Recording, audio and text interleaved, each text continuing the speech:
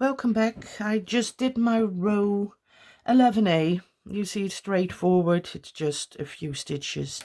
And you see my work appearing already. And it looks nice, the little heart. You see a little bit of bleeding there, here and there, but it's nothing major. And it won't show that massively. And bleeding, I mean that you see the color through another stitch. But yes, just a little tug and a little pull. And when you block it, you see it already less. I will do my in-stitch inside front is front, and then I do two in the front with white. And then one red back, it says. And we're going to do it easy. We try to make as less work as possible. So it will be a little bit different. Pull this tight, pull it tight.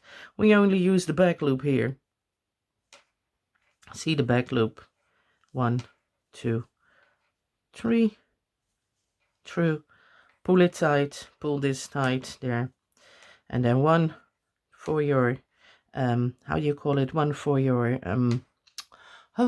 chain. It's difficult sometimes to speak English, Dutch, or whatever language. And then 7 in the front. And you see hardly any bleeding. It's just a different way of doing it. Make as least possible extra stitches as possible, so you use less yarn.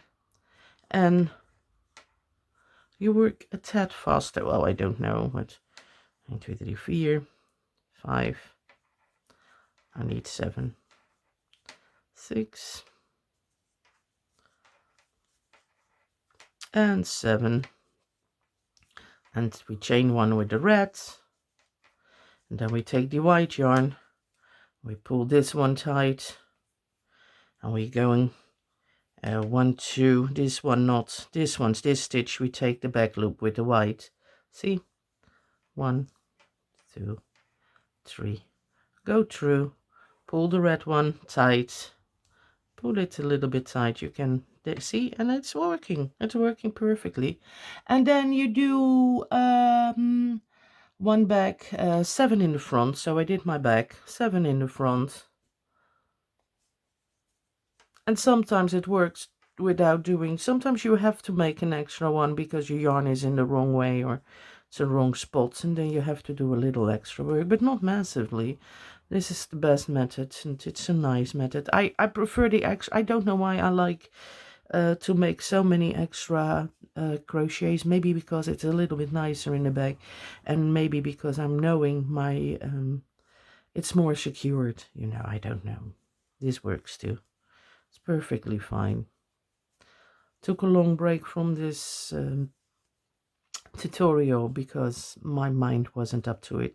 See, and now you have a little bleeding here, and you can solve it by getting this one there, and now it pushes the red to the back. See, now you still have the bleeding there, but you pull this yarn here and you won't see it. See, there, you got it, and you won't see it really.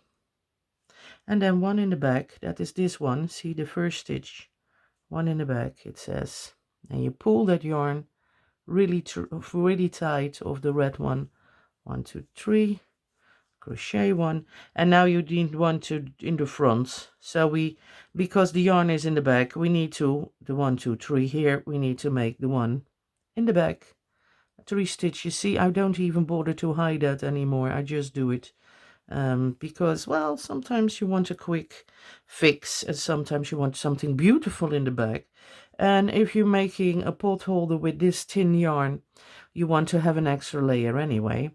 I will show you that in the end, how I do that. And then keep it tight. 2, 3. You pull this one tight. See, you pull it again. I hope I wasn't out of the camera. And then you go to the front. 1, 2. Here, this is the stitch. Get both loops.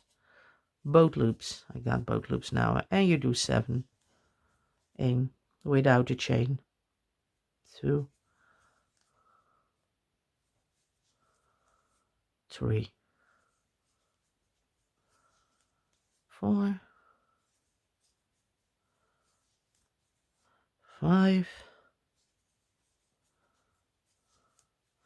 6. Now you have that white one, see again, so you go under and you can take that red, so you hide the white. 1, 2, 3, 4, 5, 6. Oh, I needed to do one in between. I made a mistake. I thought 6, it should be 7. So we're going to find this one. Oh, I was losing my stitches. And my sanity sometimes there.